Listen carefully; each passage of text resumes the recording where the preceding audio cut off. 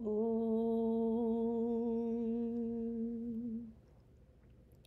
भीष्मद्रोणतटा जयद्रथजला गान्धारनीलोत्पला शल्यग्राहवती कृपेण वहनी कर्णेन वेलाकुला अश्वत्थामविकर्णघोरमकरा दुर्योधनावर्तिनी सोत्तीर्णा खलु पाण्डवैरणनदी कैवर्तकः केशवः पाराशर्यवचः सरोजममलं गीतार्थगन्धोत्कटन् नानाख्यानककेसरं हरिकथा सम्बोधनाबोधितं लोके सज्जनषट्पदैरहरः पेपीयमानं मुदा भूयात् भारतपङ्कजं कलिमलं प्रध्वंसि न श्रेयसे मूकं करोति वाचालं पङ्गुल्लङ्घयते गिरिं यत्कृपातमहं वन्दे परमानन्दमाधवं नारायणं नमस्कृत्य नरं चैव नरोत्तमं देवीं सरस्वतीं व्यासं ततो जयमुदीरयेत्। ॐ श्री परमात्मने नमः। नमस्कार श्रोते हो, माधवी रघुवीर या यूट्यूब चॅनलमध्ये आपणा सर्वांचं अतिशय मनापासून सानंद स्वागत करत आहे. धर्मक्षेत्रे कुरुक्षेत्रे या उपक्रमाच्या माध्यमातून आपण दर सोमवारी रात्री 8 वाजता भेटत आहोत आणि भगवद्गीतेतल्या प्रत्येक अध्यायातल्या प्रत्येक श्लोकातल्या प्रत्येक शब्दावर विवरण करत आहोत, विचारमंथन करत आहोत, विचारांची देवाणघेवाण करत आहोत. आणि अशा रीतीने आजचा आपला आहे तो 132वा भाग आहे. म्हणजे 132 भागामध्ये जवळजवळ आपले 16 अध्याय होऊन आता 17वा अध्यायाच्या मध्यावर आपण आलेलो आहोत. आपण प्रत्येक वेळेस बोलतोच आहोत की आधी मनामध्ये विचार पाहिजे, मग उच्चार पाहिजे आणि मुख्य म्हणजे आचार पाहिजे. भगवद्गीता हा आचरणाचा ग्रंथ आहे, बिहेवियर सायन्स आहे हे खरं म्हटलं तर. आणि म्हणूनच त्या दृष्टीने जर का विचार केला तर 15व्या अध्यायापर्यंत सिद्धांत सांगितले आणि 16 आणि 17व्या अध्यायामध्ये भगवंत ते आपल्याला आचरणात कसे आणायचे, अगदी सर्वसामान्य प्रापंचिकांना सुद्धा याच्यामध्ये मार्गदर्शन केलेलं आहे. वस्तुतः हा उपदेश कुणाला केला आहे? हा अर्जुनाला केला आहे. कुठे केला आहे? रणांगणावर केला आहे. पण फक्त अर्जुनासाठी नाही आहे. फक्त अर्जुनासाठी नाही आहे, कारण आपण सगळे म्हटलं तर अर्जुनच आहोत. आपल्याही जीवनामध्ये संघर्ष आहे, आपल्याही मनामध्ये संभ्रम आहे, आपणही कधी कधी मोहित होतो.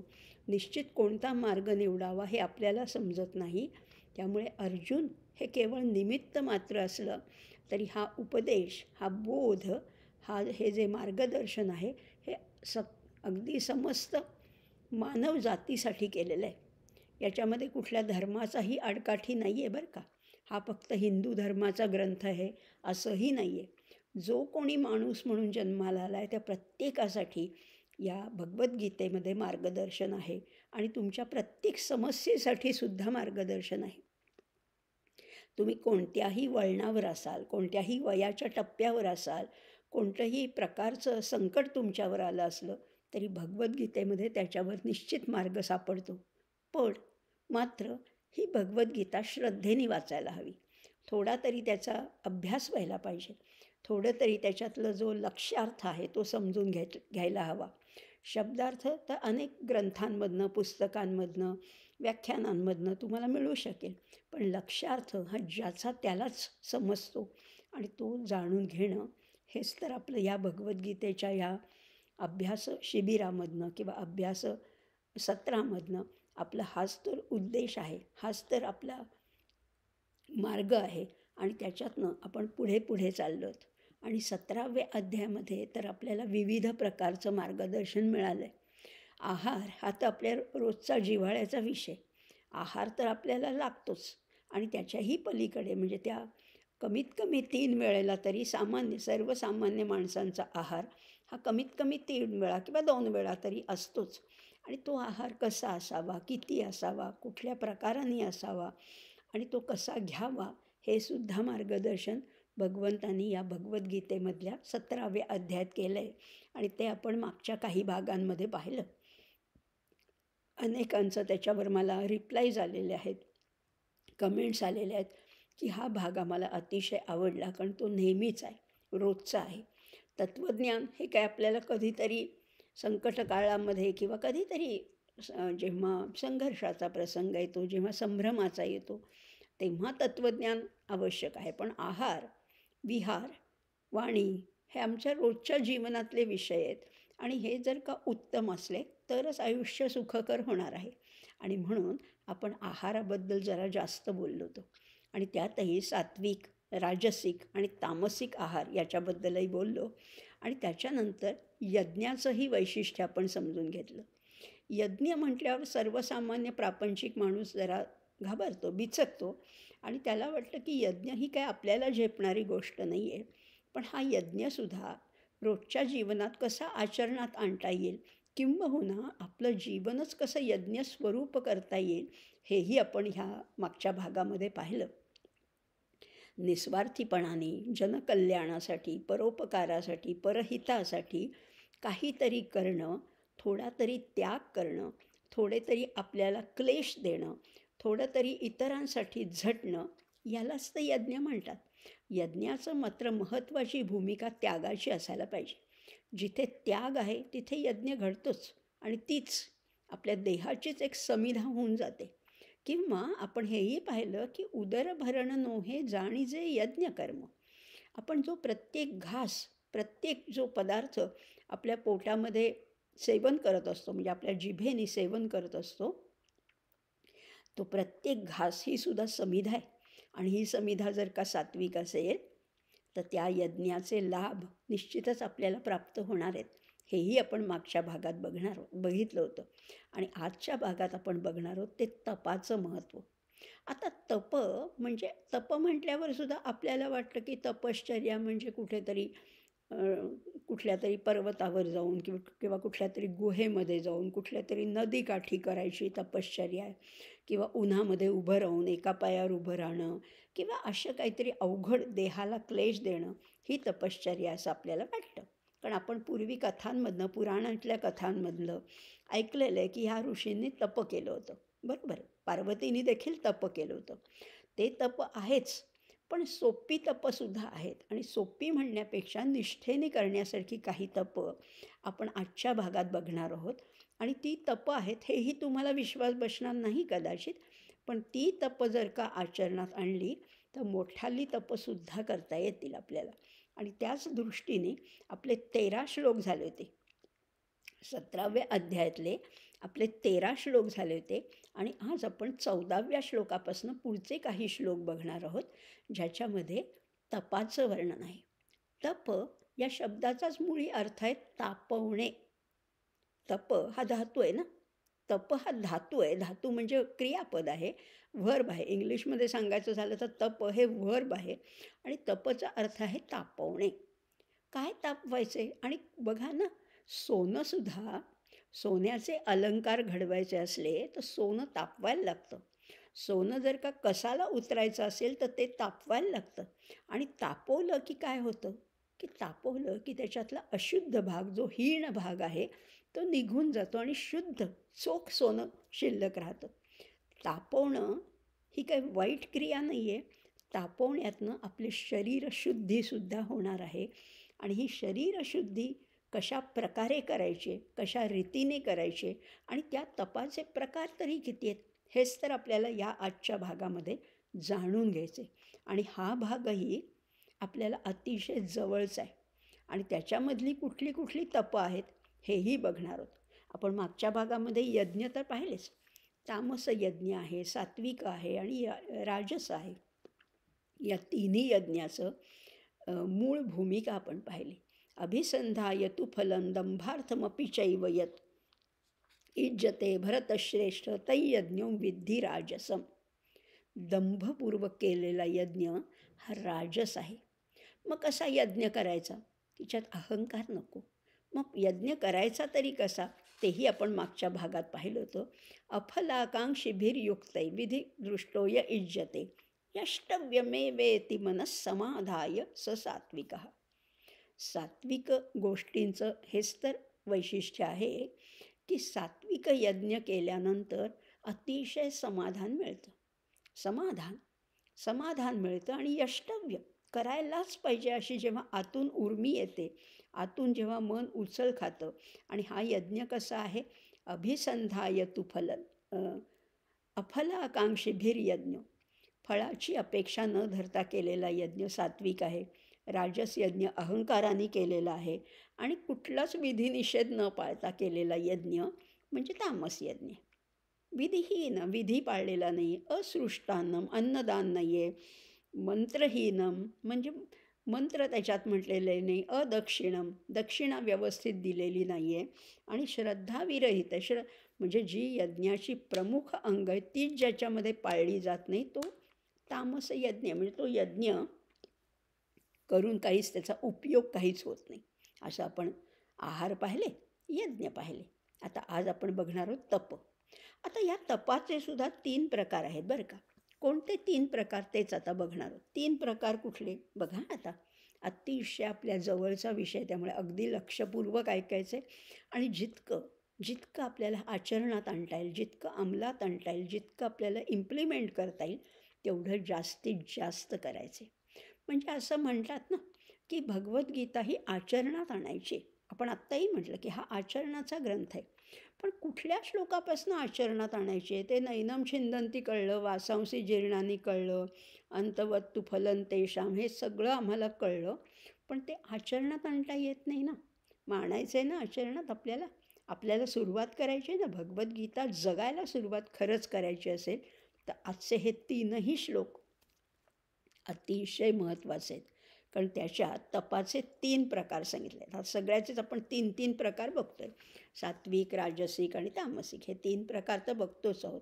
त्याच्या व्यतिरिक्त आज आणखीन 3 प्रकार बघणार. म्हणजे सत्व, रजतम हे पुढच्या भागात किंवा आजच्याही भागात जमलं तर बघूया. पण आज बघणार आहोत ते तपाचे मुख्य 3 प्रकार. ते आहेत शारीरिक तप, दुसरं आहे वाणीचं तप आणि तिसरं आहे मानसिक तप. हे आम्हाला माहितीच नाही आहे काही असं तुम्ही म्हणाल. पण बघा, आपण जसा त्या श्लोकाच्या खोलामध्ये शिरू, त्याच्यातला बिटवीन द लाईन्स अर्थ जो समजावून घेणार आहोत तो समजल्यावर तुम्हाला वाटेल हे शक्य आहे. जमतं असं नाही, पण हे शक्य आहे. आम्हाला जर का ठरवलं तर हे निश्चितच असं वागणं आम्हाला शक्य आहे. मग करायची का सुरुवात? करूया. शारीरिक तप काय सांगितलं आहे? देवद्विज गुरुप्राज्ञ पूजनम शौचमार्जवम ब्रह्मचर्यमहिंसाच शारीरं तप उच्यते. शेवटचा चरण आधी बघायचा. कुठलाही सुभाषित असू दे, श्लोक असू दे, 4थ्या चरणाकडे आधी बघायचं. काय सांगितलं आहे? शारीरं तप उच्यते. याला शरीराचं तप असं म्हटलं जातं. काय इथे साधं व्याकरणाचे जरी नियम लावले ना तरी भगवंतांचं हे सर्वसमावेशकत्व याच्यामधनं आपल्याला निश्चितच अधोरेखित होतं. भगवंत असं कधीच म्हणत नाहीत की हे मी सांगतो आणि मी म्हणतो म्हणून तू असं वाग. ते म्हणत आहेत की ह्याला शारीरिक तप असं म्हटलं जातं. म्हणजे कर्मणी प्रयोग आहे. किंवा अगदी तुम्हाला समजेल अशा भाषेत सांगू का, हा पॅसिव्ह व्हॉईस आहे. पॅसिव्ह व्हॉईस म्हणजे असं एक स्टेटमेंट आहे, असं एक विधान आहे, असं सर्वसाधारणपणे म्हटलं जातं. मी नाही म्हणत आहे, असं म्हटलं जातं. शारीरं तप उच्यते. शरीराचं तप कुठले बघूया आता शरीराचं तप आहे देव, द्विज, गुरु, प्राज्ञ, पूजनम. पूजनमचा अर्थ तर आपल्याला समजतोच आणि बाकी सगळ्यांचाही अर्थ तुम्हाला समजला आहे. देव म्हणजे देव, द्विज म्हणजे ब्राह्मण, गुरु म्हणजे गुरु आणि प्राज्ञ म्हणजे विद्वान किंवा पंडित. समाजातले जे श्रेष्ठ पुरुष आहेत यांचं पूजन करावं. अर्थ तर आम्हाला समजला. पुढे काय म्हटलेलं आहे? शौचमार्जवम. शौच म्हणजे शुचिता बाळगावी. आर्जव आपण 16व्या अध्यायामध्ये पाहिलं होतं. दैवी गुणामध्ये आर्जव हा अतिशय महत्त्वाचा गुण आहे. ब्रह्मचर्य पाळावं, अहिंसा पाळावी, आणि हेच शरीराचं तप आहे. अर्थ तर समजला की आम्हाला सगळाच अर्थ समजला. म्हटलं तर सगळे शब्द ओळखीचे आहेत. पण देवांची पूजा मग आम्ही रोज करतो की घरी. आमच्या देवघरातल्या देवांची पूजा करतो. अहो, तो बरोबरच आहे, त्याची करायचीच, कारण ती प्रतिकात्मक आहे. ती पूजा जी आहे ती प्रतिकात्मक आहे. तुमच्या घरामध्ये कुठल्या देवाचं विशेष जे आराध्य दैवत असेल, कुणाच्या घरात रामाची पूजा केली जाते, कुणाच्या घरात कृष्णाला नैवेद्य दाखवला जातो, कुणाच्या घरात विठोबा असतो कटेवर हात ठेवून, विटेवर उभा, दत्त आहे, अनेक शंकर आहेत. प्रत्येक घरामध्ये एक एक विशेष दैवत असतं. पण ते सुद्धा प्रतिकात्मक आहे. म्हणजे बघा, यज्ञाची बैठकच मुळी तपाची आहे. आता यज्ञ पाहिल्यानंतर ऑटोमॅटिकली हे तप येतच आहे. म्हणजे बघा, देव म्हटल्यानंतर आणि आपल्या हिंदू संस्कृतीची इतर लोकांकडनं कधीकधी नालस्ती केली जाते, कधीकधी टिंगल केली जाते की तुमच्याकडे काय ते 33 कोटी देव. बरोबर आहे, पण आम्ही त्याचं डिसेंट्रलायझेशन केलं आहे. खरा तो एकच देव आहे. खरा तो देव आहे थोरला देव. समर्थ ज्याला थोरला देव म्हणतात ना, ते आहे परब्रह्म. पण त्यांनी कामं वाटून दिलेली आहेत, आणि ती कामं किती सेक्शन आहेत, किती डिपार्टमेंट्स आहेत. तर बघा, आपल्याकडे 12 महिन्याचे 12 आदित्य आहेत. लक्षात घ्या, संख्या लक्षात घेऊया आपण. 12 महिन्याचे 12 आदित्य आहेत. 11 आहेत ते रुद्र आहेत. 12 आदित्य, 11 रुद्र, 8 वसू आहेत. 12 आणि 11 23, आणि 8 31, आणि 2 आहेत ते अश्विनी कुमार आहेत. म्हणजे 33 देव झाले. आणि ह्यालाच आपण म्हणतो 33 कोटी देव. कोटी ही संख्या नाही आहे, तर इथे कोटी म्हणजे 33 प्रकारचे देव. कोटी कोटी रूपे तुझी. ही कोटी म्हणजे प्रकार नाही, किती प्रकाराने तू आहेस. वरुण हा देवच आहे, भूमी हा देवच आहे, पृथ्वी हा देव आहे, वायू हा देव आहे. आमच्याकडे ह्या सगळ्यांना देवाची म्हणजे देवाचं स्थान दिलेलं आहे. आणि म्हणून हे 33 कोटी देव आहेत. आणि ह्यांची पूजा करताना कशी करायची? शिवम भूत्वा शिवम यजेत. शिव होऊनच त्या शिवाची पूजा करायची. तुम्हीच देव आहात. म्हणजे जसं म्हणतो ना आपण, ज्योतीने तेजाची आरती. असू दे ना, पण आमच्यातली जी अंतर्ज्योती आहे, या लहानशा अंतर्ज्योतीने त्या मोठ्या तेजाची आरती करायची, आणि त्या तेजाला ओवाळायचं आहे. कारण आमच्याकडे एवढंच आहे, पण एवढंच जरी असलं तरी त्याचंच ते स्वरूप आहे, त्याचाच तो अंश आहे. आणि म्हणून या आत्मज्योतीने, या ब्रह्मज्योतीला ओवाळायचे, पूजा करायची. अशी ही देवपूजा आहे आपली, खरं म्हटलं तर. त्यामुळे तुकाराम महाराजांचा अतिशय मोठा सुंदर एक अभंग आहे. त्याच्यामध्ये हेच म्हटलेलं आहे की कशाने तुझी पूजा करू, कशाने आचमन करू, कशाने तुला अर्घ्य देऊ, कशाने गंध लावू, पण सगळं आहे ते तुझंच आहे हे मला माहिती आहे. तरीसुद्धा माझ्याकडे जे अल्पसं आहे त्यांनी मी तुझी पूजा करतो. नाहीतरी ही फुलं काय मी निर्माण केली आहेत, हे गंध तरी काय मी निर्माण केलं आहे, हे पाणी तरी मी निर्माण केलं आहे का? अहो नाही, सगळं तुझंच आहे. फक्त माझ्याकडनं ही पूजा घडताना माझी श्रद्धा, माझा भक्तिभाव, माझा अहंकाराचा त्याग त्याच्यात घडला तर ती खरी पूजा होणार आहे. त्यामुळे अशी पूजा जेव्हा केली जाते तेव्हा त्याला म्हटलेलं आहे शिवो भूत्वा शिवम यजेत. अशी पूजा करायची. म्हणजे ही देवांची पूजा झाली, देवपूजा. आता द्विज म्हणजे कोण आहेत? द्विज अर्थातच आहे, द्विजचा अर्थ ब्राह्मण. द्विज दोनदा जन्मतो तो ब्राह्मण, असं म्हटलेलं आहे. दोनदा जन्म कुठला? तर एक मातेच्या उदरातनं होतो तो एक जन्म, आणि उपनयनानंतर, मौंजी बंधनानंतर पुन्हा जो होतो तो दुसरा जन्म असतो माणसाचा, ब्राह्मणाचा. कारण तिथपासनं विद्या अध्ययनाला सुरुवात होते, आणि म्हणून ब्राह्मणाला द्विज म्हटलेलं आहे. आता द्विज संस्कार, पण द्विज ब्राह्मणाचे सुद्धा जन्माने ब्राह्मण ठरत नसतो बरं का. जातीनुसार ब्राह्मण ठरत नसतो. असं म्हटलेलं आहे, जन्मना जायते शूद्रः, जन्मना जायते शूद्रः संस्कारात द्विज उच्यते. त्याच्यावर संस्कार झाले की त्याला द्विज म्हटलं जातं. म्हणजे ब्राह्मण जातीत जन्माला आला म्हणून तो ब्राह्मण अशी नाहीच आहे आपल्याकडे संकल्पना. किंवा आपल्याकडे अशीही उदाहरणं आहेत. उपनिषदामध्ये असंही काही वर्णनं आलेली आहेत की अतिशय हीन जातीत जन्मलेला सुद्धा ब्राह्मण होऊ शकतो. किंवा सत्यकाम जाबालाची कथा सांगतात. त्याला तर आपली जात कुठली, आपले पिता कोण आहेत हेही माहिती नव्हतं, पण तरीसुद्धा या सत्यकाम जाबालानी एक उपनिषद लिहिलेलं आहे आणि त्यांनी हे विद्याध्ययन केलं आहे म्हणून त्याला ब्राह्मणाचा दर्जा मिळाला. किंवा क्षत्रियसुद्धा हे ब्रह्मकर्म करू शकतात. त्यामुळे संस्कारात द्विज उच्यते. त्यामुळे ब्राह्मण हा जन्माने नाही तर कर्माने ठरतो, हे तर निश्चितच आहे. किंवा असं म्हणता येईल की ज्याला ब्रह्मतत्व जाणून घेण्याची अतिशय मनापासनं तळमळ आहे, तीव्र अशी जिज्ञासा आहे, तोच खरा तर ब्राह्मण. मग जात कुठलीही असू दे, इथे जातीचा संबंध नाही. हे पुन्हा पुन्हा मी सांगते, ब्राह्मण ही जात नाही तर ब्राह्मण एक कर्म आहे, ब्राह्मण ही ओढ आहे, ब्राह्मण ही जिज्ञासा आहे. आणि ब्राह्मणाची कर्तव्य कोणती हे तर आपण मागे पाहिलं होतं. यजन आणि याजन, अध्ययन आणि अध्यापन, दान आणि प्रतिगृहणं, अशी ही ब्राह्मणाची 6 कर्म आहेत. म्हणजे रोज यजन करायचे, स्वतः अग्नी पेटवायचा आहे, आणि याजन म्हणजे दुसऱ्यांना किंवा गृहस्थांना यजन करण्यासाठी प्रवृत्त करायचे किंवा मार्गदर्शन करायचे, त्यांच्याकडनं यजन करून घ्यायचे. आणि म्हणूनच गृहस्थाला यजमान असं म्हटलेलं आहे.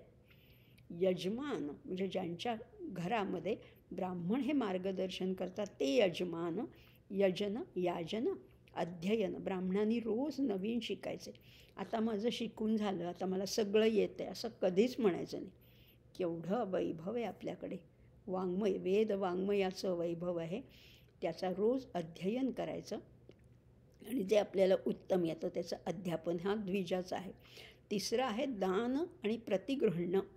दान म्हणजे द्यायचं आणि दुसऱ्यांनी दिलेलं आपण स्वीकारायचं. प्रतिगृह्णामि, मी स्वीकार करतो. त्यामुळे जेव्हा यजमान किंवा काही राजा म्हणा कोणी काही आपल्याला देतं त्याचा आनंदाने स्वीकार करायचा असंही म्हटलेलं आहे. आणि दान कशाचं, तर विद्येचं दान आहे, ज्ञानाचं दान आहे, असे द्विज म्हटलेलं आहे. त्यामुळे द्विजांचं पूजन केलं पाहिजे असं म्हटलं जातं. किंवा आपणही मला वाटतं मागच्या भागात बोललो होतो की क्षत्रिय हे अधिकारी असतात, वैश्य हे व्यापार करतात. पुढे बघणारच होतं आपण 18व्या अध्यायामध्ये पुन्हा याचा उच्चार होणारच आहे. पण वैश्यांनी क्षत्रियांच्या आज्ञा पाळायच्या आहेत, त्यांच्या कमांड्स आहेत, त्यांच्या ऑर्डर्स आहेत, त्या वैश्यांनी पाळायच्या आहेत. क्षत्रिय आणि वैश्य या वर्गाची सेवा कोणी करायची, ती शूद्रांनी करायची. आणि या तिन्ही वर्गांना म्हणजे क्षत्रिय, वैश्य आणि शूद्र या तिघांनाही ज्ञानदान करणारे कोण आहेत, ते ब्राह्मण आहेत. आणि म्हणून आपल्या पुरुष सूक्तामध्ये सुद्धा ब्राह्मणाला या समाजाचं मस्तक म्हटलेलं आहे, मस्तक किंवा उत्तमांग असं म्हटलेलं आहे. त्यामुळे ब्राह्मण हा श्रेष्ठ घटक आहे आणि त्याची पूजा जरूर करावी, असं हे तपच आहे असं सांगितलेलं आहे. म्हणजे देवांची पूजा आपण पाहिली, द्विजांची पूजा आहे. आता गुरूंची पूजा तर करायलाच हवी, पण गुरु कुठले, म्हणजे गु आणि रू असं त्याची फोड केली जाते. गु म्हणजे अंधार आणि रू म्हणजे प्रकाश. जीवनातला अज्ञानरूपी अंधार जे नाहीसा करतात असे ते गुरु असं म्हटलं जातं. किंवा अज्ञान तिमिरांधस्य ज्ञानांजन शलाकया चक्षुरुन्मीलितं येन तस्मै श्री गुरवे नमः.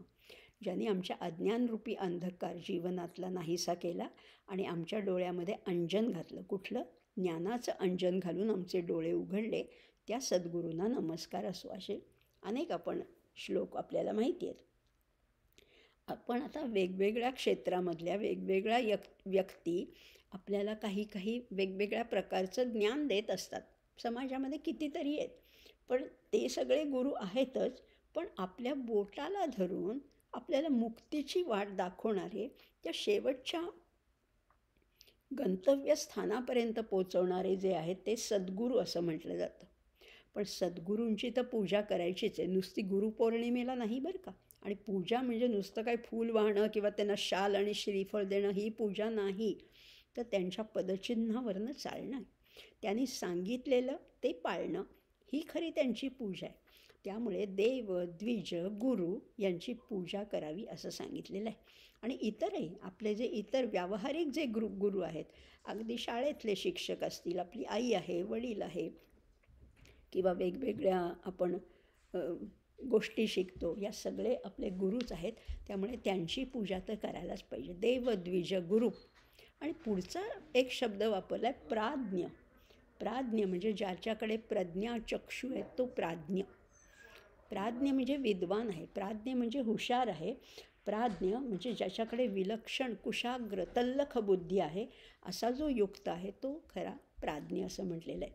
त्यामुळे देव, द्विज, गुरु, प्राज्ञ पूजनम यांचं पूजन करायचे, या सगळ्यांचं पूजन करायचं आहे. आणि हे करत असताना असंही म्हटलेलं आहे शौचम आर्जवम. शब्द तर आपल्याला परिचित आहेत, आता पुष्कळ आपलं गीतेचा अभ्यास झाल्यामुळे हे शब्द तुम्हाला परिचित आहेत. शौच म्हणजे शुचिता, शुचिता म्हणजे स्वच्छता. कुठली स्वच्छता? तर अंतर्बाह्य स्वच्छता, बाहेरूनही स्वच्छ पाहिजे. आपण निदान समाजात वावरताना निदान प्रेझेंटेबल पाहिजे. म्हणजे स्नान, संध्या, काय आपली जी रोजची स्वच्छता आहे ती करायलाच पाहिजे. आणि आंतरिक स्वच्छता तर त्याहूनही महत्त्वाची, दोन्ही तितक्याच महत्त्वाच्या आहेत. आतमध्ये कोणते विकार नको, द्वेष, मत्सर, ईर्ष्या, चुरस, कोणाशी आकस असल्या गोष्टीच नको, अशी शुचिता पाहिजे. आणि त्याच जोडीला असंही म्हटलेलं आहे शौचम आर्जवम. आर्जव तर पाहिजेच ना. आर्जव जर असेल, आर्जव म्हणजे रुजुता आहे, आणि ही रुजुता आपल्याला खूप आवश्यक आहे. कुठलीही गोष्ट करताना रुजू करायची, कुठेही हार्श नको, अतिशय समजुतीने, अतिशय साधेपणाने. अर्जुन कसा होता? जसा अर्जुन आहे ना, अर्जुन स्वतः रुजू होता. आणि म्हणून तर त्याला शत्रुपक्षातले लोक स्वजन वाटत होते. रुजूता ही आवश्यकच आहे. वावरताना आपण कुठलंही कठीण गोष्ट मुद्दाम करायची नाही आहे. सगळ्या गोष्टी सहजतेने, प्राकृतिक गोष्टींनी जर का केल्या तर ते शौच आहे, ती शुचिता आहे, आणि ते आर्जव पण असायलाच पाहिजे असं म्हटलेलं आहे. शुचिता जशी ही अंतर्बाह्य शुचिता जसं मी म्हटलं ना, तसंच आता ही आणखीन शुचिता बघणार आहोत आपण. सगळीच म्हणजे आहाराची शुचिता पाहिजे, द्रव्य शुचिता पाहिजे, स्नान शुचिता पाहिजे, किंवा आचार शुचिता, या सगळ्या शुचिता पाहिजेत. द्रव्य जे प्राप्त करायचं, द्रव्य जे मिळवायचं ते सुद्धा न्यायसम्मत, शिष्टसम्मत न्याय्य मार्गाने, कुठलाही कोणाचा अपहार न करता मिळवलेलं द्रव्य, हेच त्याला शुचिता म्हटलेलं आहे. ही द्रव्य शुचिता आहे. आणि ही द्रव्य शुचिता जर का पाळता आली तर ते सुद्धा शारीरिक तप आहे. सगळ्याच दृष्टीने शौच, अतिशय स्वच्छता. स्वच्छता म्हणजे काही जास्त त्याच्यासाठी कष्ट नाही करायचे, पण रोजची स्वच्छता जी आहे ती निश्चितच करायला पाहिजे, आर्जव पाहिजे. पुढे म्हटलेलं आहे ब्रह्मचर्य महिंसाच. ब्रह्मचर्य. आता ब्रह्मचर्य याच्याबद्दल तुम्ही आक्षेप घ्याल. तुम्ही म्हणाल आमचं लग्न झालं आहे, आम्हाला मुलं बाळ आहेत, आम्ही सगळं संसारी माणसं आहोत, मग तरीसुद्धा ब्रह्मचर्य पाळता येतं का? हो, म्हणजे खरंच आहे. खरं सांगू का, ब्रह्मचर्याचा अर्थ असा आहे की ब्रह्माशी अनुसंधान राखणारी जी चर्या आहे, जी दिनचर्या आहे, ती काटेकोरपणाने पाळणं हेच ब्रह्मचर्य आहे. अर्थात ब्रह्मचर्याचे खूप वेगवेगळे अर्थ आहेत, वेगवेगळ्या छटा आहेत त्याच्यामध्ये, पण ते आपण आत्ता बघणार नाही. पण विवाहित माणसांनासुद्धा, विवाहित दाम्पत्यालासुद्धा ब्रह्मचर्य पाळण्यासाठी काही नियम सांगितलेले आहेत. म्हणजे कधी ते करायचं, किंवा कधी ह्या गोष्टीचा विचार करणं, हे सुद्धा त्याच्यामागे फार मोठं शास्त्र आहे. त्याचं आत्ता मी इथे काही त्याच्याविषयी बोलणार नाही आहे. पण हे ब्रह्मचर्य पाळायचं आहे. अहिंसा तर महत्त्वाची आहेच आहे. अहिंसा किती प्रकारची? अहिंसासुद्धा 3 प्रकारची अहिंसा आहे. म्हणजे शारीरिक, मानसिक आणि वाचिक हिंसासुद्धा आपल्याकडनं घडता कामा नये. ह्याला म्हटलेलं आहे शारीरन तप उच्यते. प्रत्यक्ष कुणाला करायची नाही आहे, प्रत्यक्ष कुणाला मारायचं नाही आहे, वाणीने कुणाला दुखवायचं नाही आणि मनातनं सुद्धा कुणाचंही अहित चिंतायचं नाही. ही त्रिविध प्रकारची अहिंसा आहे. ही आपल्याला पाळता आली पाहिजे. तर हे शारीरिक तप आपल्याला पाळता येणार आहे. बघा किती आपण गोष्टी पाहिल्या. देवद्विजगुरु प्राज्ञपूजनम शौचमार्जवम ब्रह्मचर्यमहिंसाच शारीरन तप उच्यते. एवढं तर आहेच. हे शारीरिक तप आहे. आता पुढचं आहे वाणीचं तप. वाणीचं तप कुठलं आहे बघूया. अनुद्वेगकरं वाक्यं सत्यं प्रियहितं च यत् स्वाध्यायाभ्यसनैश्चैव वाङ्मयं तप उच्यते. परत चौथ्या चरणाकडे बघूया. वाङ्मयं तप उच्यते. परत उच्यते शब्द सगळीकडे आलेला आहे. उच्यते म्हणजे वच धातूचं ते कर्मणी रूप आहे. उच्यते म्हटलं जातं. याला वाङ्मयीन तप म्हटलं जातं. कशाला वाङ्मयीन तप बघूया. अनुद्वेगकरं वाक्यम. अनुद्वेग, उद्वेग न आणणारं. कुणाला उद्वेग येतो? आपल्या बोलण्याने कितीतरी माणसं दुखावली जाऊ शकतात. तसं नका बोलू. तसं बोलायचं नाही आहे. मग बोलायचं कसं? अनुद्वेग. कुणालाही दुखेल, खुपेल, टोचेल, बोचेल असं बोलायचंच नाही आहे. म्हणजे अनुद्वेगकरं वाक्यम. जे बोलायचे वचन आहे, जे वाणी आहे ती अशी पाहिजे. शिवाय सत्यम, खरं बोलायचे. कुणाला टोचू नये म्हणून उगीच खोटंही बोलायचं नाही. सत्य बोलायचे, प्रिय बोलायचे, हितकारक बोलायचे. म्हणजे बघा ना, सगळी कसरतच आहे खरं म्हटलं तर. दुसऱ्याला टोचणार नाही असं बोलायचे, खरं बोलायचे, प्रिय त्याला आवडेल असं बोलायचे आणि शिवाय त्याच्या हिताचं बोलायचे. आणि पुढे आणखीन सांगितलं स्वाध्यायाभ्यसनैश्चैव. स्वाध्यायपूर्वक बोलायचे. अभ्यासपूर्ण बोलायचे. उगीच काहीतरी मला काही त्याच्याबद्दल माहिती नाही आणि उगीच बोलायचे असंही नाही. स्वाध्यायाभ्यसनैश्चैव याला म्हटलेलं आहे वाङ्मयीन तप. हे वाणीचं तप आहे असं म्हटलेलं आहे. ह्या वाणीच्या तपापासनं हा जो या अध्यायातला 17व्या अध्यायातला 15वा श्लोक आहे, हा आपण आपल्यासारख्या प्रापंचिकांनी निश्चितच आचरणात आणायचं आहे. कधीपासनं? 1 तारखेपासनं? उद्यापासनं? सोमवारपासनं? नाही, आत्तापासनं लगेच सुरुवात करायची. हा जर का याच्याबद्दल आपण प्रयत्नपूर्वक जर का सुरुवात केली तर हा जमू शकेल. हळूहळू तरी नक्कीच जमणार आहे. आणि ह्या श्लोकाबद्दल मी जास्त बोलणार आहे, कारण ह्या श्लोकाबद्दल सगळ्यांनीच खूप काही सांगून ठेवलेलं आहे आणि आपल्याला पटेल असं, आपल्याला करता येईल असे सोपे मार्ग आपल्याला सांगितलेले आहेत. आमचे समर्थ काय म्हणतात? समर्थ म्हणतात, मना श्रेष्ठ धारिष्ट जीवी धरावे, मना बोलणे नीच शोषित जावे, स्वये सर्वदा नम्र वाचे वदावे, मना सर्व लोकासी रे नीववावे. काय म्हणतायत? जगामध्ये आम्ही खूप चांगले बोलू. तुम्ही आता मला म्हणाल की आम्ही खूप चांगले बोलू, मी चांगलीच आहे तशी, पण हे बाकीचे लोक, समाजातले लोक, आमचे शेजारचे लोक, आमच्या सोसायटीतले लोक, आमच्या ऑफिसमधले लोक काही बोलतात. असू दे ना. त्यामुळे मना बोलणे नीच शोषित जावे. वाङ्मयीन तपाचा हाही एक प्रकार आहे की दुसऱ्यांनी काहीही बोललं तरी आपण सहन करायचं, शोषित जावे. आणि म्हणून त्याला लगेच अरेला कारे उत्तर द्यायचं नाही. तर मग काय करायचं? स्वये सर्वदा नम्र वाचे वदावे. आपण मात्र नम्रपणाने बोलायचं आणि मना सर्व लोकासी रे निववावे. लोकांना निववून टाकायचे. निवणे शब्द आपण वापरत नाही का हल्ली? थंड होणे, गार होणे, फ्रीजमध्ये ठेवणे असं आपण म्हणतो. निवणे म्हणजे नैसर्गिक क्रिया आहे.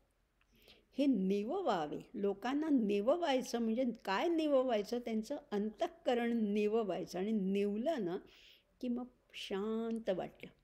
असं असं हे वाङ्मयीन तप समर्थांनी सांगितलेलं आहे. हे सगळं सांगत असताना समर्थ आणखीन काय म्हणतात? आणखीन एका ठिकाणी वेगळेकडे मनाच्या श्लोकामध्ये म्हटलेलं आहे समर्थांनी, न बोले मना राघवे वीण काही, जनी वाऊगे बोलता सुख नाही. घडीने घडी काळ आयुष्य नेतो, देहांती तुला कोण सोडू पाहतो. आता हे आम्हाला बोलणं समजा नाही जमलं की दुसरे कसेही बोलोत, आम्हाला अतिशय नम्रपणाने बोलणं नाही शक्य. हे इथे तत्वतः शक्य आहे पण प्रत्यक्षात नाही शक्य. मग समर्थ म्हणतायत एवढं तर कराच. तुम्ही दिवसभरात किती शब्द बोलता? त्याच्यातला जास्तीत जास्त भाग हा रामाच्या नामाने भरून टाका. न बोले मना राघवे वीण काही. राघवाशिवाय तू काही बोलूच नकोस. अरे मना, जनी वाऊगे बोलता सुख नाही. वावगं म्हणजे वायफळ हे बोलणं हे काही सुखाचं नाही आहे. राघवाशिवाय दुसरं काही बोलूच नको. म्हणजे एवढं तर आपल्याला आता नक्कीच कळलं आहे, जेवढे शब्द बोलतो त्याच्यातले जास्तीत जास्त म्हणजे अगदी 51% आपल्याला रामाविषयी बोलायचे आणि 49% प्रपंचाविषयी बोलायचे. आणि हळूहळू हा रेशो इकडचा वाढवायचा आहे आणि इकडचा कमी करायचा आहे. रामनामाविषयी, अध्यात्माविषयी, परमार्थाविषयी चांगलं बोलणं हे वाढवायचे आणि हळूहळू हा कमी करायचा आहे प्रपंचाविषयी बोलणं. एवढं तर नक्कीच जमेल. न बोले मना राघवे वीण काही, जनी वाऊगे. वावगं बोलणं, बोलता सुख नाही. आणि हे नुसते समर्थच म्हणतात असं नाही बरं का. आमच्या आचार्यांनी तर हेच सांगितलं आहे वेगळ्या शब्दामध्ये. आचार्य म्हणतात, न तू वृथा वाक्यम समुच्चार्यताम. वायफळ काही बोलूच नाही आहे. वायफळच आपण बोलतो नाही का. एकदा हिशोबच करूया. दिवसभरात आम्ही वायफळ किती गोष्टी बोलतो, ज्या बोलल्या नसत्या तरी चाललं असतं, त्याच्यापासून काही अडत नाही. खरं तर बोलायला लागतंच, कारण बोललं नाही तर व्यवहार अडेल ना. घरामधली माणसं आहे, समाजामधली आहे, शाळा कॉलेज ऑफिसमधली लोक आहेत, थोडं तरी बोलायला लागतंच. पण ते बोलणं कसं पाहिजे? संयमित पाहिजे, मृदू पाहिजे, मवाळ पाहिजे. माऊली तर म्हणते, माऊलीने तर फारच सांगून छान ठेवलेलं आहे. माऊली म्हणते, कसं बोलावं? बोलावं तरी कसं? साच आणि मवाळ. साच म्हणजे खरं बोला, मवाळ बोला, मऊ बोला. मितुले आणि रसाळ, थोडं बोला. मितुले, काय गोड शब्द वापरले. मित म्हणजे कमी, मर्यादित, त्याला मितुले म्हटले. म्हणजे त्यामुळे मितुले आणि रसाळ, साच आणि मवाळ, मितुले आणि रसाळ.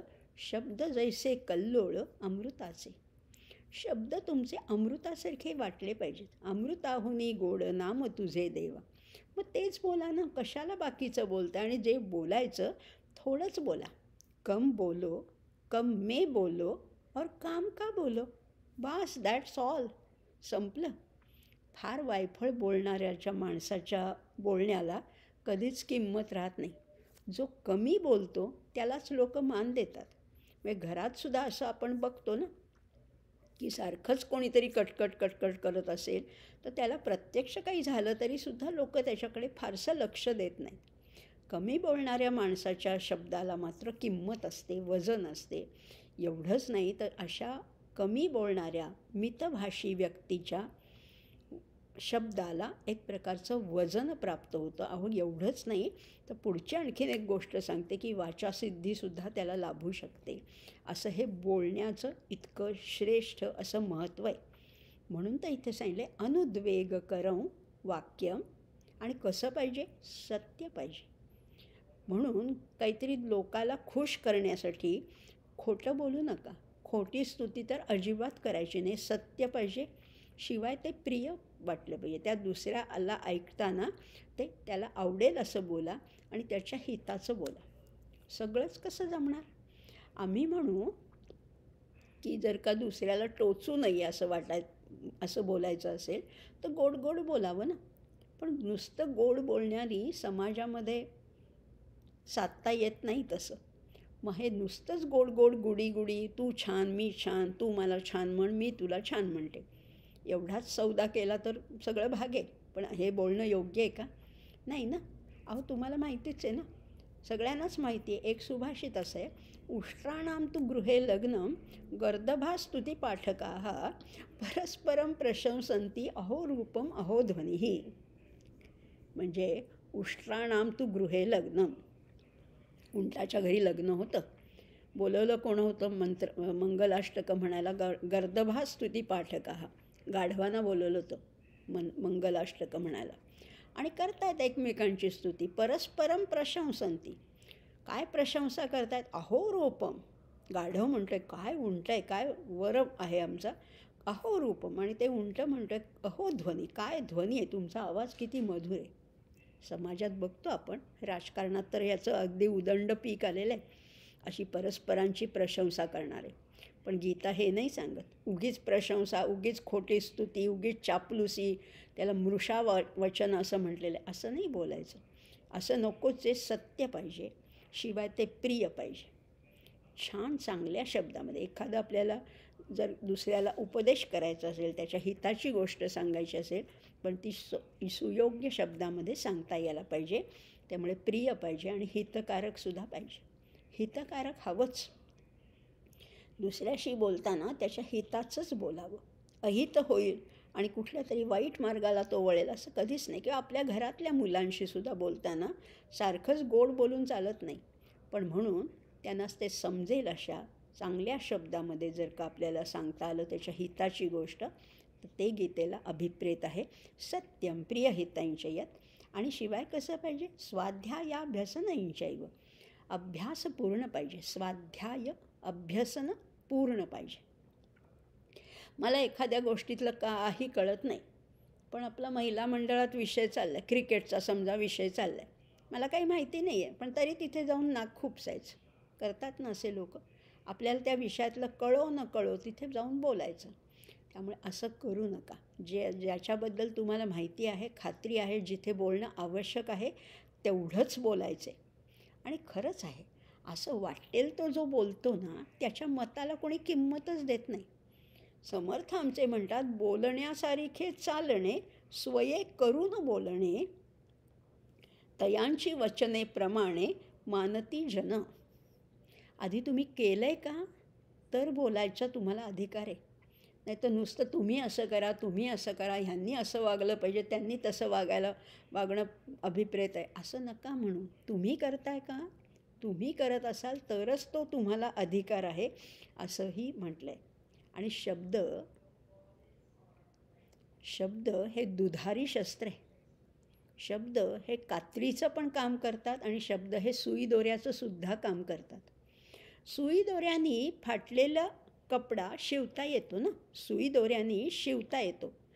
त्यामुळे शब्द जर का आपल्याला दोघांची मनं सांधायची असतील तर तिथेही शब्दच आवश्यक आहे. पण तेच शब्द कधीकधी कात्रीचं काम करतात. म्हणजे दोघांना दूर करण्याचं कामसुद्धा शब्द करू शकतात. आपल्याला नाही ना तसं व्हायचं. त्यामुळे सुई दोरा व्हायचं आहे, कात्री व्हायची नाही आहे. समर्थांनी तर किती सांगून ठेवले वेगवेगळ्या ठिकाणी. समर्थ म्हणतात, जगामध्ये जगमित्र जिव्हेपाशी आहे सूत्र. जगामध्ये तुम्हाला जगाचे मित्र व्हायचे का? कसे मित्र होणार? सगळेच कसे काय आमच्या बरोबरीने वागतील? अहो, जिव्हेपाशी आहे सूत्र. बघा ना, असा जो मनमिळाऊ माणूस आहे तो नुसता गोड बोलण्याने किती त्याच्या अवतीभोवती माणसं गोळा करतो, आणि ती चांगल्या अर्थाने जोडलेली, नुसतीच तात्पुरती नाहीत. त्यामुळे असं वागता यायला पाहिजे. आणि शब्द बोलताना सुद्धा एक वाक्य समर्थांचं आपल्याला नक्कीच लक्षात ठेवूया. उत्तम पदार्थ दुसऱ्यास द्यावा, शब्द निवडून बोलावा. बघा काय सांगतात, उत्तम पदार्थ दुसऱ्यास द्यावा, शब्द निवडून बोलावा, सावधपणे करीत जावा संसार आपुला. आपण संसारात सुद्धा काही पदार्थ केला तर त्याच्यातला चांगला पदार्थ दुसऱ्याला देतो ना.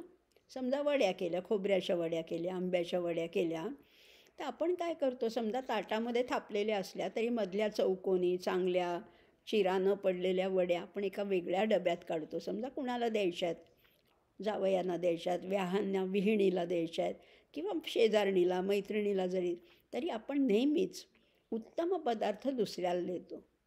मग हाच नियम शब्दाच्या बाबतीत लावूया ना. हाच नियम शब्दाच्या बाबतीत लावूया. शब्द निवडून बोलावा. वाटेल ते जीभ दिली आहे म्हणून वाटेल ते नाही बोलायचं. घाणेरडे शब्द तर अजिबात वापरायचे नाहीत. अपशब्द, शिव्या हे तर नकोच.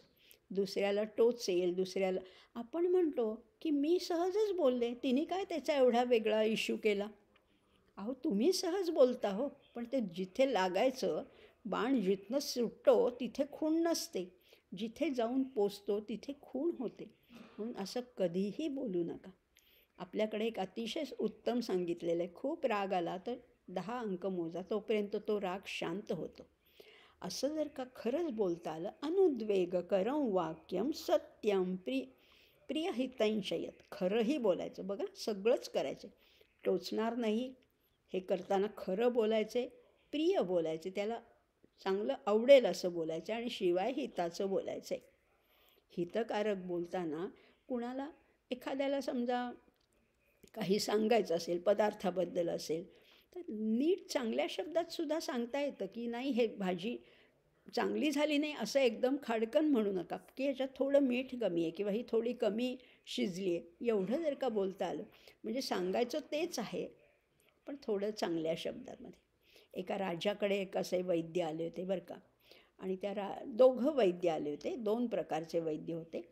आणि एका वैद्याने त्यांना सांगितलं की वैद्य नाही, ज्योतिषी आले होते आणि एका ज्योतिषाने सांगितलं की तुमच्या देखत, तुमच्या डोळ्या देखत तुमची मुलं बाळं नातवंड ह्या सगळ्यांचा मृत्यू होणार आहे. दुसरे ज्योतिषी काही दिवसांनी आले आणि ते म्हणाले की अहो तुमचं कुंडली फारच चांगली आहे की तुम्हाला इतकं दीर्घायुष्य लाभणार आहे. म्हणजे सांगायचा हेतू तोच आहे, दीर्घायुष्य लाभल्यानंतर मुलं नातवंड यांचा मृत्यू बघावा लागणार हे अगदी सहजच होतं, स्पष्टच होतं, पण सांगण्याची पद्धत वेगळी होती. त्यामुळे दुसऱ्याला सांगताना थोडं सौम्य शब्दामध्ये सांगता यायला पाहिजे. साच आणि मवाळं, मितुले आणि रसाळं, शब्द जैसे कल्लोळ अमृताचे.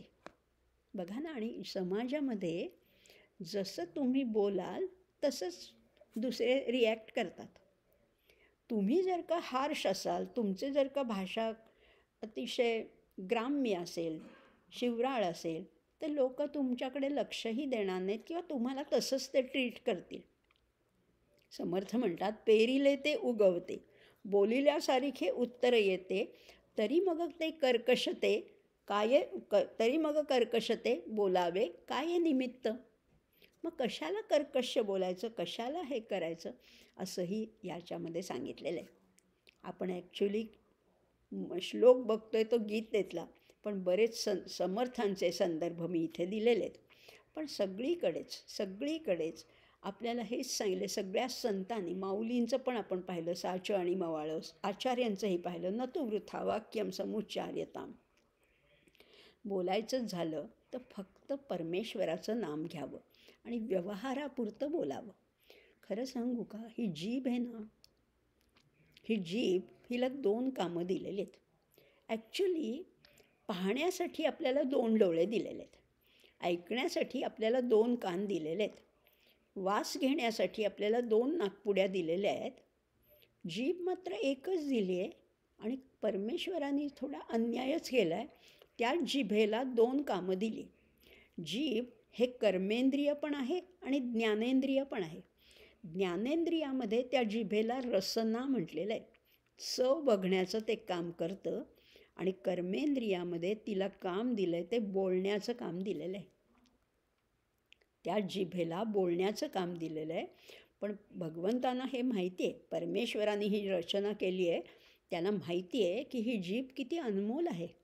आणि म्हणून तर 32 चिऱ्याचं कुंपण घातलं आहे त्या जिभेला. अशी सोडली नाही आहे, अशी स्वैर सोडलेली नाही आहे, तिला 32 चिऱ्यांचं कुंपण घातलं आहे, 2 ओठाचं फाटक केलेलं आहे आणि त्याला खरं तर कुलूप लावायला पाहिजे. कमी बोलण्यासाठी त्याला कुलूप लावायला पाहिजे, पण आपण त्या जिभेला स्वैर सोडतो असं नको आहे. मग तुम्ही म्हणाल अगदी बोलायचंच नाही का? काही मौन पाळायचं का? हो. दिवसभरामध्ये थोडं तरी 2 तास तरी मौन पाळायचे.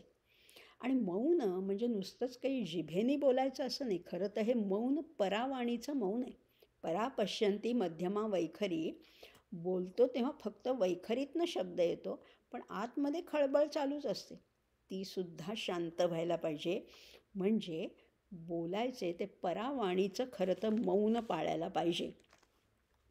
असं जर का करता आलं तर खरंच आहे, तर खरंच जीवन किती सुखकर होईल.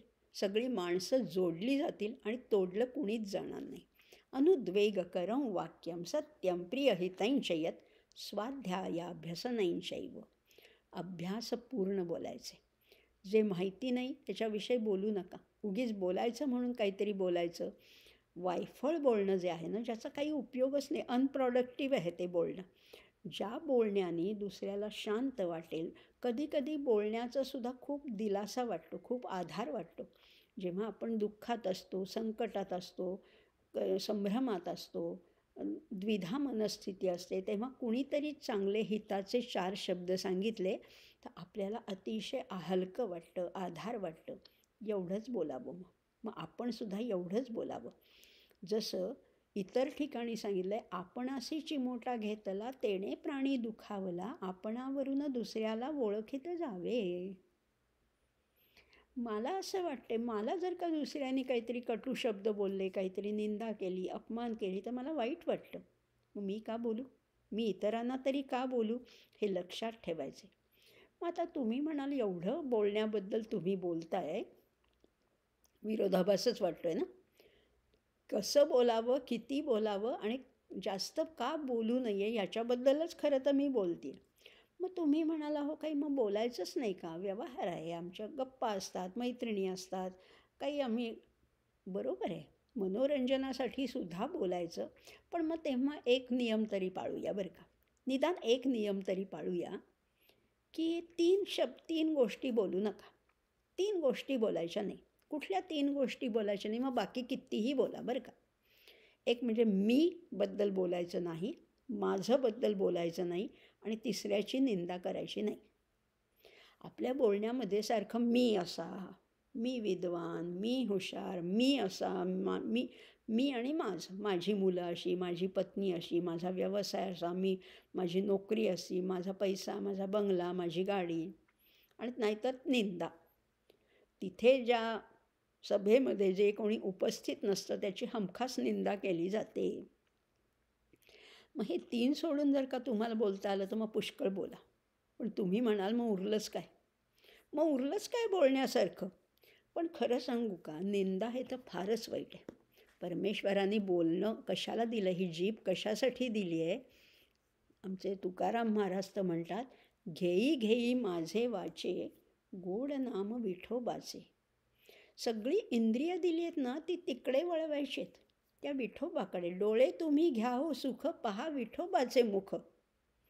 सगळं तिकडे वळवायचे. पण आम्ही त्या जिभेचा किती दुरुपयोग करतो ना, याच्यासाठी नाही दिलेली ही जीभ. आणि म्हणून तर ही निंदा आहे ना, ती तर फारच वाईट आहे. म्हणजे मोबाईल फोन जर का आपण परगावात किंवा कुठे परदेशात गेलो तर त्याला असं पूर्वी तरी मध्यंतरीच्या काळात तरी असं होतं, रोमिंग त्याला चार्जेस पडतात. रोमिंग चार्जेस म्हणजे काय? तुम्ही फोन केलात तर चार्ज पडेलच आणि तुम्हाला फोन आला तरी चार्ज पडतो. याला रोमिंग चार्ज म्हणतात. मग निंदेचं तसंच आहे. तुम्ही निंदा केलीत तरी तुम्हाला त्याचं पाप आहे आणि तुम्ही निंदा नुसती ऐकलीत.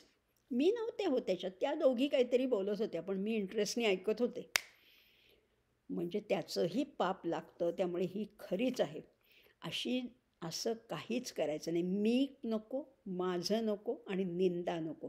एवढं बोलून तुम्हाला जर का एवढं टाळून जर का तुम्हाला बोलता आलं तर बोला. त्यातही पण परमेश्वराचं नाव जास्तीत जास्त घ्यायचं. एवढं जर आपण आपल्यावर बंधन घातलं तर हा श्लोक आपल्याला आचरणात आणता येईल. किंवा एखाद्या दिवशी काही असतं आपलं, किटी पार्टी असते, पॉटलक असतं, भिशी असते, लग्नकार्य असतं, त्यावेळेला आपलं जास्त बोलणं होतं नाही का. मग खूप लोकंही भेटतात. मग काय तू कसं मी कसं हे सुरू होतं. मग त्या दिवशी आधीच तिथे जाण्यापूर्वीच आधीच परमेश्वराचं नाव पुष्कळ घेऊन ठेवा. म्हणजे मग तो रेशो साधता येईल. 51 आणि 49 असा रेशो ठरला आहे की नाही आपला. मग आधीच 51% भगवंताचं नाम घेऊन ठेवा. ते वाया तर नाहीच आहे ना. आणि मग थोडंसं बोललात एखाद्या वेळेस तरी चालू शकेल. पण हे गीता आपल्याला हे फार महत्त्वाचा एक अतिशय सुंदर सल्ला दिला आहे. अनुद्वेगकरं वाक्यम सत्यम प्रियहितंचयत. आणि खरं सांगू का, जितकं जास्त बोलणं असेल तितकी आपली एनर्जी वाया जाते. नाही ना पटलं? नाहीच पटणार. पण बघा, आता एक तुम्हाला जुनं उदाहरण सांगते. पूर्वी आगगाडीला वाफेचं इंजिन असायचं आणि ह्या वाफेच्या इंजिनावर चांगली आगगाडी जोरात पळायची वेगाने. पण एक लक्षात घ्या, जेव्हा त्या आगगाडीची शिट्टी वाजायची ना, तेव्हा त्याचा वेग कमी व्हायचा ऑटोमॅटिकली. कारण शिट्टीमध्ये एनर्जी खर्च व्हायची ना. अगदी तसंच आपलीसुद्धा जी एनर्जी आहे ना, जे ऊर्जा आहे, जे चैतन्य आहे, जो उत्साह आहे, तो बोलण्यामध्ये व्यर्थ नका दौडू. व्यर्थ घालवायचा नाही आहे. त्यापेक्षा चिंतन, मनन आणि जिथे आवश्यक तिथे तेवढंच बोलणं, एवढं केलं तर एनर्जी निश्चितच वाचणार आहे. कम बोलो, कम में बोलो और काम का बोलो. फार बोलायची गरजच नाही आहे. दिवसभराची सुरुवातच करताना आधी मौनानेच सुरुवात करावी. उठल्यापासून आपले बोलण्याला सुरुवातच होते. चहा झाला का, पाणी आलं का, पेपर कुठे आहे, सुरू झालं. नाही, न बोलतासुद्धा कितीतरी गोष्टी करू शकता.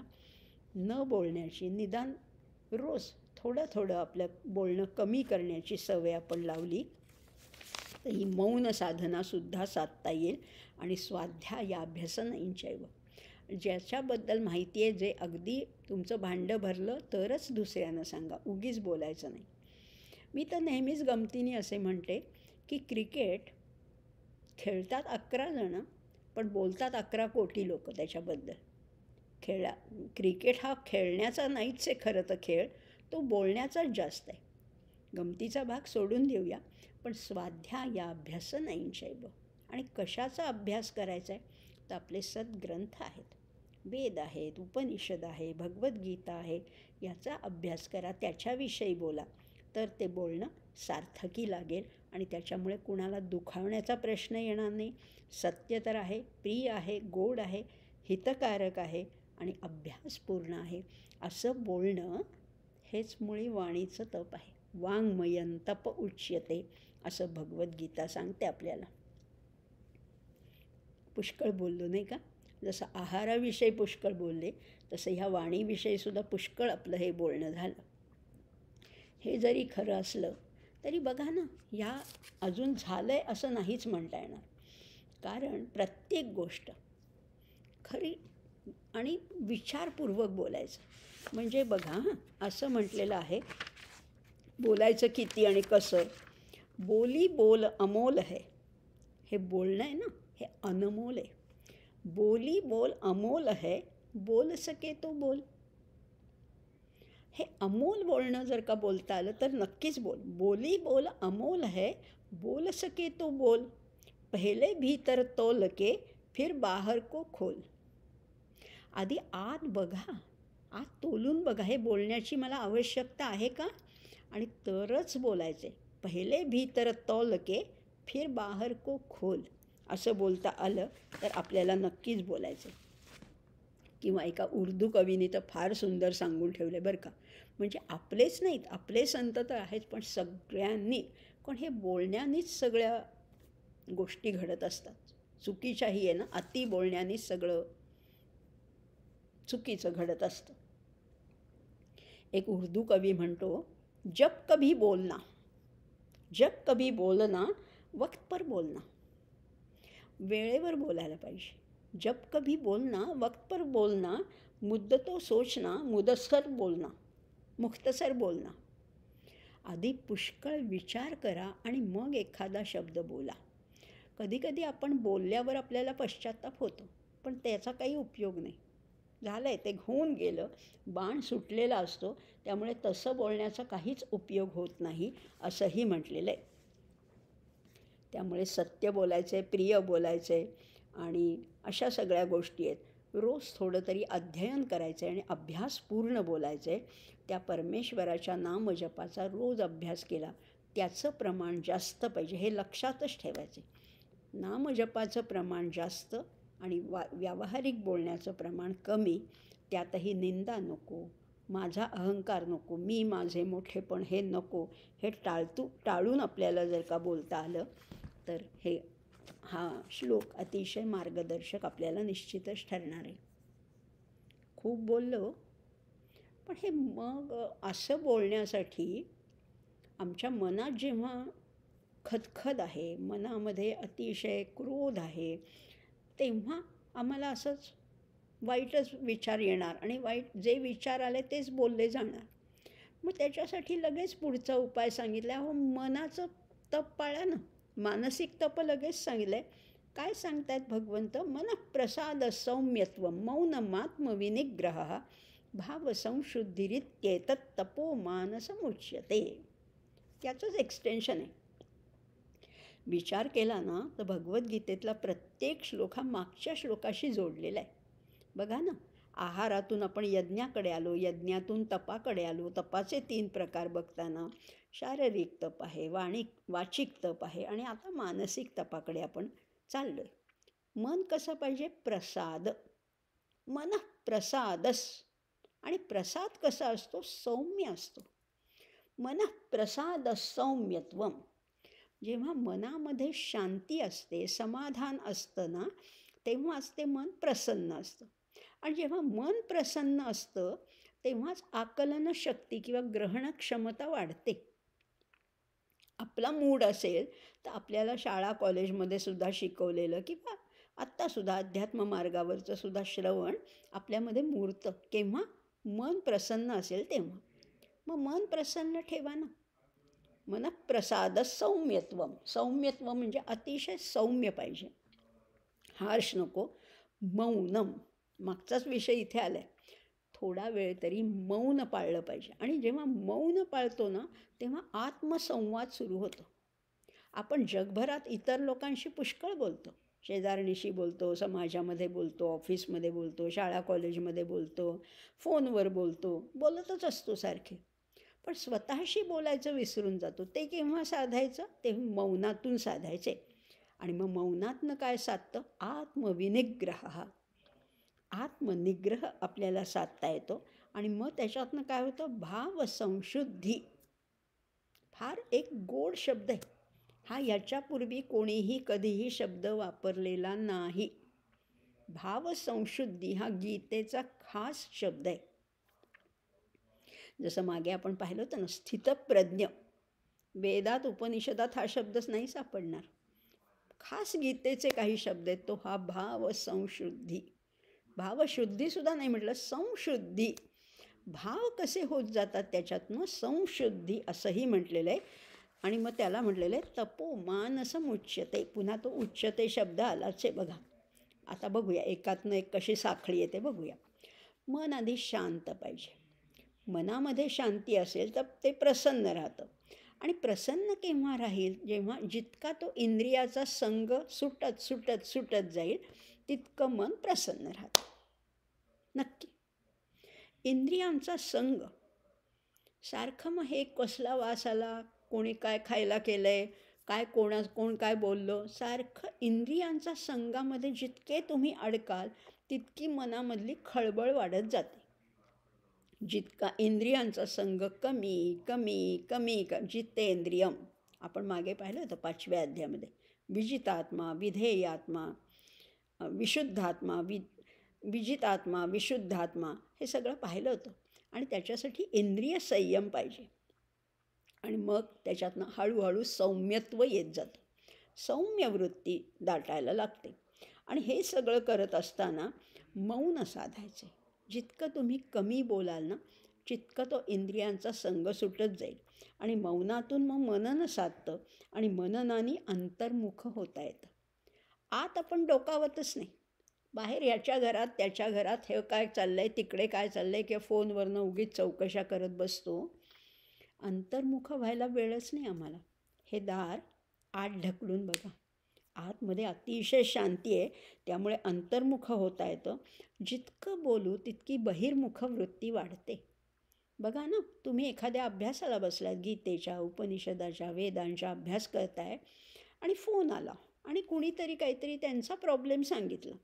आमच्या चित्तवृत्ती उगीच ढवळून निघतात. आमचं जे एकाग्र मन व्हायला लागलं होतं ते ढवळतं. त्यामुळे साधा फोन 5 मिनिटाचाच असेल, पण त्याच्यामुळे पुन्हा खळबळ माजते. म्हणून वायफळ बोलू नये, इतर गोष्टींचा अतिशय त्याला अतिथारा देऊ नये. आणि पुढे म्हटलेलं आहे आत्मविनिग्रह. मौनम आत्मविनिग्रह. आत्मसंयम पाहिजे. माहिती आहे ना आपल्याला, आत्मसंयम पाहिजे. मनाचा ब्रेक हा उत्तम ब्रेक आहे.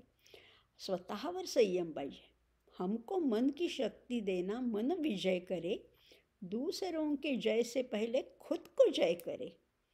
आपल्या मनावर विजय मिळवणं सगळ्यात अवघड आहे. बाकीचं राज्य करू शकाल, शत्रूवर विजय मिळवू शकाल, मनावर विजय मिळवा. आत्मविनिग्रह पाहिजे. आणि मग आत्मविनिग्रह साधला तर मग आपोआप वृत्ती सौम्य होते, सात्विक होते, चांगली होते. त्याच्याशिवाय कधीच चांगली गोष्ट साधता येणार नाही असंही म्हणता येईल. पुढे काय म्हणतात, भावसंशुद्धी. फारच सुंदर शब्द आहे. चित्तामध्ये आमच्या कितीतरी मल आहे, विक्षेप आहे, आवरण आहे, हे सगळं साठलेलं आहे. हळूहळू एक एक एक एक काढून टाकायला पाहिजे. जसं आपण घर स्वच्छ ठेवतो ना, घर स्वच्छ ठेवताना सुद्धा रोजचं डस्टिंग आहे किंवा फर्निचरवर धूळ साठते, तो आहे मल. कधी कधी काही गोष्टी अगदी स्वच्छ कराव्या लागतात, पुसून काढाव्या लागतात. नुसत्या फडक्याने झटकून होत नाहीत. काही गोष्टी पुसून काढाव्या लागतात. ओल्या फडक्यांनी, कॉलिननी आपण पुसून काढतो, तो आहे विक्षेप. काही वरवर झटकून भागतं, काही गोष्टी तर अगदी धुवून काढाव्या लागतात. कधीतरी अगदी 6 महिन्यातनं, वर्षातनं तरी काही गोष्टी पूर्ण धुवून काढाव्या लागतात घरातल्या. ते आहे आवरण. मल, विक्षेप आणि आवरण काही सहज शक्य आहे, काही थोड्या कष्टाने आहे आणि काही जास्त कष्टाने. असं हे सगळे जे विकार आहेत, सगळे जे दोष आहेत, सगळी जी अशुद्धी आहे ती सगळी काढून टाकायची. मात्र त्यासाठी आपल्याला दक्ष राहायला पाहिजे. चुकून धूळ येत नाही ना माझ्याकडे, चुकून वाईट विचार येत नाहीत ना माझ्या मनात. सारखंच सावध राहायला पाहिजे. आणि म्हणून मग हे त्रिविध दोष आपल्याला टाळता येतील. आणि मग ह्याच्यासाठी रोज थोडा प्रयत्न करायला पाहिजे. रोज थोडा प्रयत्न करायचा आहे. आणि मग रोज थोडा प्रयत्न करताना अशी अवस्था होते कधी कधी की 24 ताससुद्धा पुरत नाहीत. पण जर का उत्तम नियोजन केलं, उत्तम तप असेल, तर ते नियोजनसुद्धा आपल्याला निश्चितपणाने करता येतं. म्हणजे हा शरीराचा रथ आहे की नाही, हा रथ आहे. आपल्या उपनिषदामध्ये, कठोपनिषदामध्ये तर यमनचिकेता संवादामध्ये असं म्हटलेलं आहे, आत्मानं रथिनं विद्धी शरीरं रथमेवच, बुद्धिस्तु सारथी विद्धी मनः प्रग्रहमेवच. हा आत्मा आहे ना, तो या शरीराच्या रथाचा मालक आहे, स्वामी आहे. त्याच्या मालकीचा हा रथ आहे. आत्मानं रथिनं विद्धी. रथिनं म्हणजे रथाचा स्वामी आहे आत्मा. शरीरं रथमेवच, हा शरीराचा रथ आहे. मग या शरीराच्या रथाचा सारथी कोण आहे? बुद्धिस्तु सारथी चैव. बुद्धी ही सारथी आहे. आणि मनः प्रग्रहमेवच, मनाचाच तो लगाम आहे, पण तो बुद्धीच्या हाती द्यायचा आहे. म्हणजे बरोबर हा रथ चालत राहील. आणि हा रथ उत्तम रीतीने चालत राहिला, हा रथ कंडिशनमध्ये असला तर त्याचा वेगही उत्तम राहणार आहे आणि त्या इच्छित मुक्कामापर्यंत आपण निश्चितच पोचणार आहोत. त्यामुळे हे सगळं जर का लक्षात घेतलं तर आहारावर यज्ञ अवलंबून आहे. यज्ञासाठी तप आवश्यक आहे. आणि तपाचे 3 प्रकार पाहिले आपण आज. शारीरिक तप आहे, वाचिक तप आहे आणि मानसिकसुद्धा तप आहे. असं जर करता आलं तर आपल्याला ह्या पुढे पुढे जायचे. आणि आता हे सगळं करत असताना आपण पुढे 17व्या अध्यायात आणखीनसुद्धा दानाचे प्रकारसुद्धा बघणार आहोत किंवा इतरही काही गोष्टी किंवा प्रत्येक मंत्राच्या सुरुवातीला ओम तत्सदिती कसं का म्हणायचं, कशासाठी म्हणायचं, त्याचा नेमका अर्थ काय आहे हेही आपल्याला बघायचे. पण बघा ना, ह्या अध्यायातनं आपल्याला जवळचं वाटणारं, अगदी आपलंसं वाटणारं काहीतरी गवसतं आहे ना, काहीतरी आपल्याला जमू शकेल, निदान प्रयत्न केला तर निश्चित आपण त्या मुक्कामापर्यंत पोचू असा एक आत्मविश्वास वाटतो आहे ना. उद्धरेद आत्मनात्मानं आपण पाहिलंच होतं 6व्या अध्यायापासून. उद्धार करायची आता संधी आलेली, हळूहळू पण निग्रहाने, घाईने नाही, जबरदस्तीने नाही, हळूहळू पण निग्रहाने एक एक एक एक पाऊल जर का पुढे टाकत गेलो तर जशी मुंगी पोचते ना, मुंगी पोचणार नाही का एखाद्या फळापर्यंत, झाडावर उंच एखादं फळ लागलं आहे, मुंगीने ठरवलं तर ती निश्चितच पोचू शकते. योजनानां सहस्राणी शनैर्गच्छेत पिपीलिका अनिच्छन वैनतेयोपी पदमेकम न गच्छती. वैनतेय म्हणजे गरुड, अनिच्छन त्याची इच्छा नसेल तर तो एक पाऊलसुद्धा पुढे टाकणार नाही. पण आमची ही चिटुकली मुंगी, मुंगी मात्र पिपीलिका म्हणजे मुंगी कशी जाईल? शनै शनै, हळू हळू पोचेल ना. कुठे पोचेल? योजनानाम सहस्राणी, सहस्र योजनासुद्धा मुंगीने ठरवलं तर ती पोचू शकेल. पण गरुडामध्ये सामर्थ्य असूनसुद्धा ठरवलंच नाही, इच्छाच नसेल तर तो कधीच पोचणार नाही. आपण मुंगी आहोत असं समजूया ना. मुंगी आहोत, आपल्याकडे सगळे न्यून म्हणजे काही फारशा गोष्टी नाही आहेत, पण एक गोष्ट आहे की आमचा आत्मनिग्रह आहे. त्यामुळे आम्ही मुंगीच्या पावलांनी हळूहळू का होईना कधीतरी निश्चित पोचणार याची खात्री बाळगूया. योगेश्वराला ते बळ देण्याची, तो निग्रह देण्याची, तो टिकवून ठेवण्याची विनंती करूया, प्रार्थना करूया आणि आज इथेच समारोप करूया.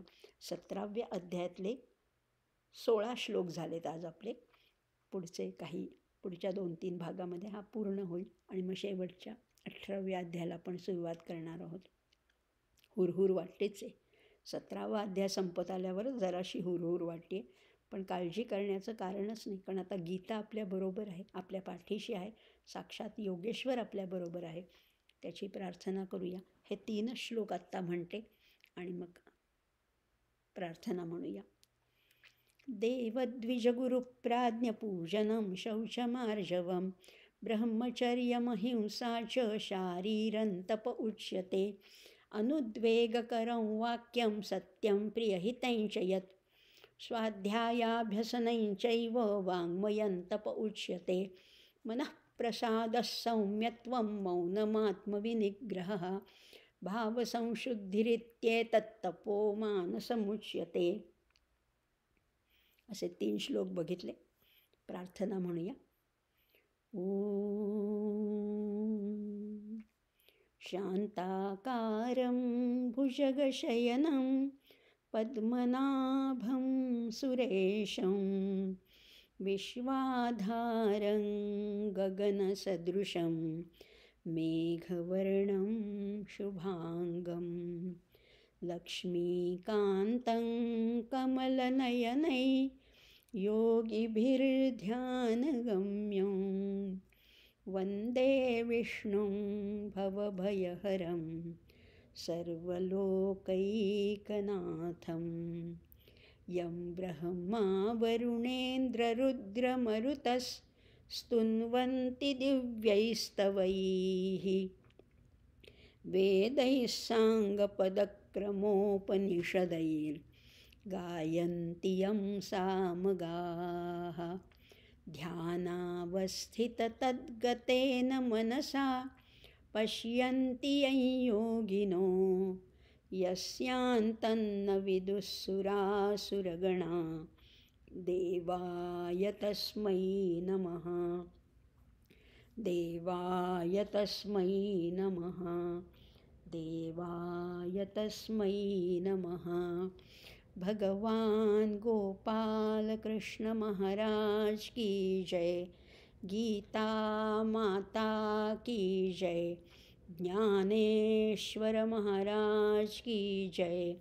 जय जय रघुवीर समर्थ.